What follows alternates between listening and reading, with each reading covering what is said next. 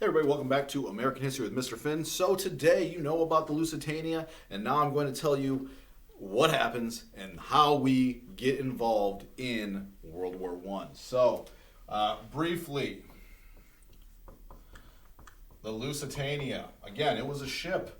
It was, it sank. Um, Really, it was attacked. I mean, it was sank by a U-boat. A U-boat. What is a U-boat? Well, I'll tell you. It is a German submarine. Now, a submarine is a, I guess it's a ship. However, it travels underwater. That's why it is a submarine. It is underwater. A U-boat is the term for it. So a U-boat is a German submarine. Hint, hint, hint. Could be on a quiz. And now what Germany was doing, just to explain, if you missed the last class and didn't do the assignment, the Lusitania was a passenger liner, which means that people like you and I were on it. However, Lusitania did have weapons that were going to England on it. We, the United States, were, again, playing both sides. Germany had decided what they were going to do was put a blockade around Europe, not allowing certain goods to get in.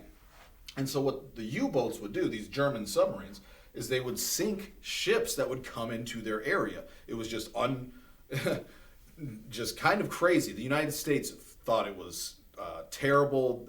They called it barbarism. The idea that these submarines were just sinking ships was crazy.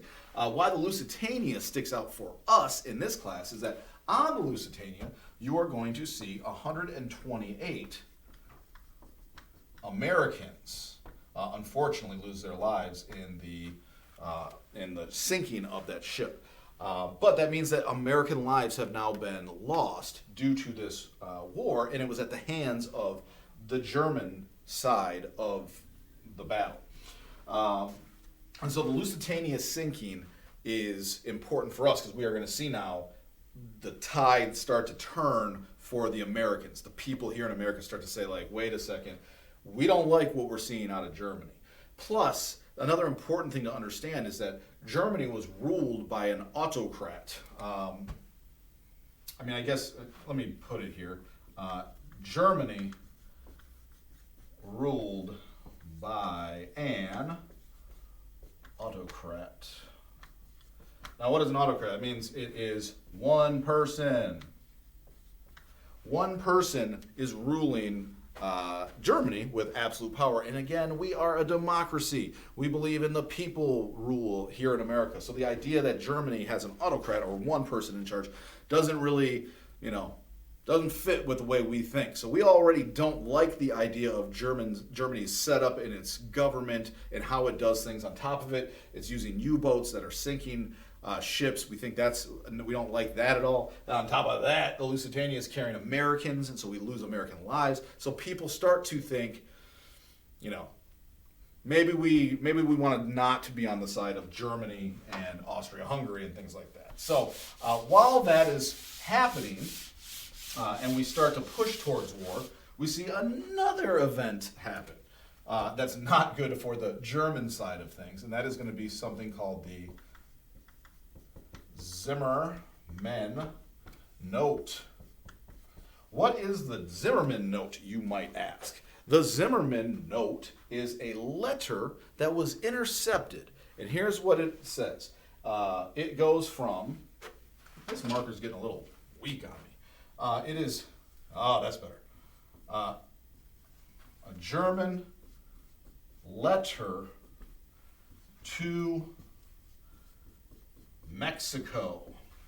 That's what the Zimmerman Note is. It's a German letter to Mexico. Now, what do you think that letter said to Mexico? It said this: join Germany against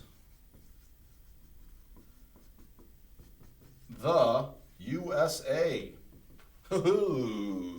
Do we like that? Not one bit. So this Zimmerman Note was released. It was intercepted. England tells us about it. We see, hey, Germany is writing a letter to Mexico saying to declare war on us, and if they win, Germany will give Mexico back the possessions that Mexico had lost in the Mexican-American War, such as New Mexico, Arizona, the part of California, and things like that. Obviously, Mexico was like, no. Mexico's like, I'm not getting involved in all this. This is crazy. But it didn't stop the fact that that was released. And now the United States of America is sitting here going, wait a second. German submarines, these U-boats are sinking ships. We've lost American life. Now they're sending a letter to Mexico saying, declare war on us.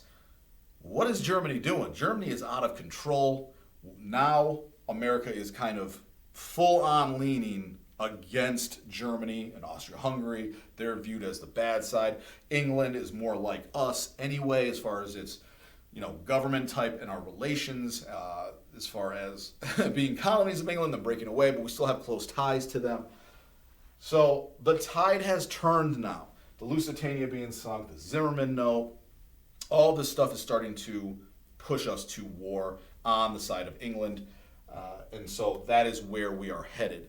And so we'll look at, now the next jump is now we're in it. Now we are going to, declare war and we're going to get involved.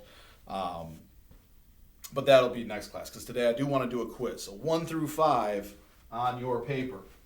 We haven't had a quiz, and I thought about it just the other day. I was like, wait a sec, we haven't done a quiz in a while. So 1, 2, 3, 4, 5. So here we go. And I don't have my desk, so I had to write this on paper. So let me do this too. I'm going to fold this in case you might be in world history. You'd be able to see the answers on the other side. Can't have that. All right, so number 1, here we go. Let's get this done. Number 1 is, what is the economic system that we have here in the United States? The economic system that we have here in the United States is called what? Since it's a video, I can just move on. Number 2 had to do with voting restrictions for newly freed men who were slaves in the South. And I'm giving you a little background information. So slaves had been freed, but they wanted to vote, and the white people in the South were trying to maintain power, so they came up with 3 different ways to restrict voting for these African Americans. The one that I want from you is this one. There was one restriction that said, if your grandfather had voted, you could vote, no restrictions at all. But if your grandfather did not vote, which newly freed slaves, their grandfathers were slaves, they couldn't vote. So if your grandfather didn't vote, you had to pay a fine or take a literacy test, something like that. So what was that voting restriction called? I'll give you a hint. It's pretty obvious from what I said. Your grandfather couldn't vote. Hint, hint. Number 3, keeping it in that same chapter, we had number 3. What does the NAACP stand for? And I'll write that part here. That I can write here. The NAACP. What does that stand for number 3? What does that stand for number 3? Number 4. Number 4 is, we know that a monopoly is when you have complete control over 100% of a market of something. Now, we talked about there was 2 types of monopolies that you could have and consolidate. There's 2 types of consolidation of that 100% of the market. Consolidation's a hint, by the way. Give me one. Just give me one of the 2 ways to create a monopoly and consolidate a market. And number 5. Number 5 is a big business guy. One of our big business entrepreneurs. I want the one who was the leader in steel.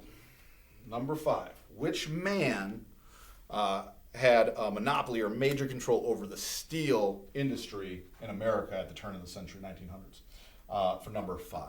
So on that note, get this to me today for attendance and participation purposes, and we'll be jumping into war, actual war, getting back to what's going on next class.